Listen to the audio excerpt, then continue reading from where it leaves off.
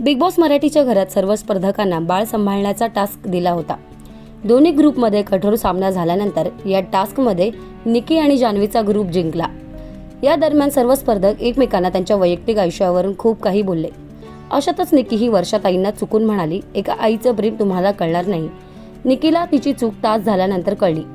तिने या चुकीबद्दल अरबाजकडे देखील बोलणं केलं। तेव्हा अरबाजने तिला सल्ला दिला, तू वर्षाताईकडे जा आणि त्यांची माफी माग। तेव्हा निकी काहीच बोलली नाही।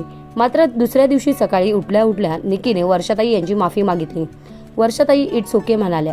निकीच्या या वाक्यानंतर सोशल मीडियावर वेगवेगळ्या प्रतिक्रिया उमटत आहे। मग तुमचं काय मत आहे? निकीचं वागणं योग्य होतं का?